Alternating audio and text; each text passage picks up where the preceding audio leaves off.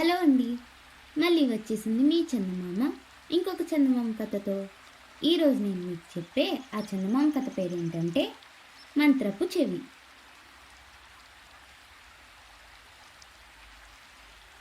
Japan దేశంలో ఒక యువకుడు ఉండేవాడు. అతను ఒకనాడు సముద్ర తీరాన నడుస్తూ ఉండగా ఇసుకలో ఒక మడుగులో ఒక చేప తన్నుకుంటూ ఉండడం కనిపించింది. అది సముద్రపు పోటులో ఒడ్డుకు కొట్టుకు వచ్చి ఆ మడుగులో చిక్కుకొని తిరిగి సముద్రంలోకి వెళ్ళలేకపోయింది. యువకుడు ఆ చేపను చూసి జాలిపడి దాన్ని ఎత్తుకుపోయి సముద్ర జలంలో వదిలేసి ఒక ప్రాణికి సహాయపడ్డాను కదా అన్న సంతోషంతో వెళ్ళిపోతుండగా వెనక నుంచి ఎవరో కొంచెం ఆగు అని కేక పెట్టారు. అతను వెనక్కి తిరిగి చూసేసరికి ఎవరో స్త్రీ కనిపించింది. అతను ఆమెనెన్నడూ చూసి ఉండని కారణం చేత ఆమె పిలుస్తున్నది తనను కాదనుకొని అతను మళ్ళీ తన దారి పట్టాడు. నిన్నే, కొంచెం ఆగు అని ఆ స్త్రీ మళ్ళీ పిలిచింది. అతను ఆశ్చర్యపడుతూ ఆగి ఆమె వద్దకు తిరిగి వెళ్ళాడు. సముద్రరాజు నన్ను పంపాడు. ఆయన ఏకైక పుత్రిక ప్రాణాలను నీవు కాపాడావు. మా దేశానికి నిన్ను వెంట పెట్టుకుపోవటానికి నన్ను పంపారు. దయచేసి నా వెంటరా అన్నదామె. నాకు ఈదటం రాదు, సముద్ర రాజ్యానికి ఎలా రాగలను అన్నాడు ఆ యువకుడు. ఆ భయం నీకొద్దు, నేను వాస్తవంగా చేపనే. నా వీపు మీద ఎక్కావంటే నిన్నక్కడికి ఏ ప్రమాదం జరగకుండా తీసుకుపోతాను అన్నదామె. ఇద్దరూ కలిసి మోకాల లోతు నీటిలోకి వెళ్ళాక ఆ ఆడమనిషి పెద్ద చేపగా మారిపోయింది. యువకుడు ఆమె వీపు పైన ఎక్కాడు. సముద్రరాజుండే చోటికి వెళ్లే దారిలో ఆ చేప యువకుడితో, సముద్రరాజు నిన్నేదైనా వరం కోరమంటే మంత్రపు చెవి తప్ప మరేమీ అక్కర్లేదని చెప్పు.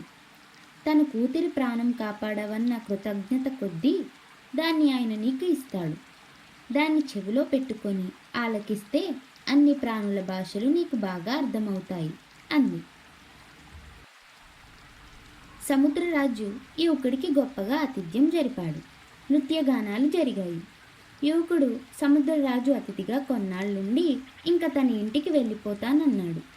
అప్పుడు సముద్రరాజు, మా లోకం నుంచి నీకు ఇష్టమైనది కోరు, బహుమానంగా ఇస్తాను అన్నాడు. నాకు మంత్రపు చెవి తప్ప మరేమీ వద్దు అన్నాడు యువకుడు. సముద్రంలో అలాంటిది ఒకే ఒక్కటి ఉంది. అయినప్పటికీ నీవు కోరావు గనక దాన్ని నీకిస్తాను అంటూ ఒక గూటిలో ఉన్న మంత్రపు చెవిని యువకుడికి ఇచ్చేశాడు. అతన్ని సముద్ర రాజ్యానికి తెచ్చిన చేపే అతన్ని ఒడ్డుకు చేర్చిపోయింది. యువకుడు సముద్రం ఒడ్డున ఒంటరిగా కూర్చొని ఉండగా కొన్ని పిచ్చుకలు కిచకిచలాడుతుండడం అతనికి వినపడింది. అవి ఏమంటున్నాయో తెలుసుకోవాలని కుతూహలం కలిగి బుల్లి శంఖంలాగా ఉన్న మంత్రపు చెవిని తన చెవిలో పెట్టుకున్నాడు. వెంటనే అతనికి పిచ్చుకలు అంటున్నది అర్థమయ్యింది. మనుషులు మహా తెలివిగల వాళ్ళమనుకుంటారు, కానీ వాళ్ళకేమీ తెలియదు. ఈ పక్కనే ఉన్న వాగు మధ్యలో జనం కాలు వేసి దాటిపోయే రాయి అచ్చమైన బంగారం. ఆ సంగతి ఒక్కడికి తెలీదు అంటూ పిచ్చుకలు తమలో తాము నవ్వుకుంటున్నాయి. ఈ సంగతి విని యువకుడికి మితిలేని ఆశ్చర్యం కలిగింది. అతను వాగు వద్దకు వెళ్ళి దాని మధ్యలో ఉన్న రాతిని ఎత్తి దానిపైన పేరుకొని ఉన్న పాచిని కడిగేసరికి తలతలా మెరుస్తూ బంగారం బయటపడింది. పిచ్చుకల అన్న మాటలో అసత్యం ఏమీ లేదు. యువకుడు ఆ బంగారాన్ని జేబులో పెట్టుకొని తన అదృష్టానికి ఆశ్చర్యపడుతూ ఇంటికి పోతుండగా 2 కాకులు కా కా అని అరవటం వినిపించింది. అతను మంత్రపు చెవిని తీసి తిరిగి తన చెవిలో పెట్టుకొని కాకులు చేస్తున్న సంభాషణ విన్నాడు. మనుషులు వట్టి మూర్ఖులు. ఎక్కడెక్కడి వైద్యులను పిలిపించారు, కానీ ఒక్కడు కూడా జమీందారు గారి పిల్లకు నయం చేయలేకపోయారు. ఎలా నయం చేస్తారు? అది మందులతోనో మాకులతోనో నయమయ్యే వ్యాధి అయితే కదా. జమీందారు గారి ఇల్లు తిరగవేసేటప్పుడు గడ్డితో పాటు ప్రమాదవశాన ఒక పాము కూడా కట్టులో చిక్కుకుపోయింది. అది తిండికి మాడి కృషించిపోతుంది. దాన్ని ఎవరైనా విడిపించి ఆహారం పెడితే గాని జమీందారు గారి కూతురు వ్యాధి నుంచి కోలుకోదు అంటూ కాకులు తమలో తాము మాట్లాడుకున్నాయి. ఈ మాటలు తన చెవిన పడటం మేలైందనుకొని యువకుడు తిన్నగా జమీందారు గారింటికి వెళ్ళాడు. నా కుమార్తెకు చికిత్స చేసి వ్యాధి నయం చేసిన వారికి కోరినది ఇవ్వబడును అని ఇంటి బయట రాసి ఉంది. యువకుడు లోపల ప్రవేశించి జబ్బుగా ఉన్న అమ్మాయికి చికిత్స చేయిస్తాను అన్నాడు. అక్కడ చేరి ఉన్న వైద్యులంతా విరగబడి నవ్వి, మనందరికీ అంతు చిక్కని వ్యాధిని ఈ మడ్డి వెధవ నయం చేస్తాడట అని ఎద్దేవం చేశారు. కానీ జమీందారు మాత్రం ఎవరు వైద్యం చేస్తామన్నా చేయించడానికి సిద్ధంగానే ఉన్నాడు. యువకుడు లోపలికి వెళ్ళి రోగిని చూసి, ఇది రోగం కాదు, శాపం, జీవహింస జరిగింది, ఇంటి కప్పులో పాము బంధించబడి ఉంది అన్నాడు.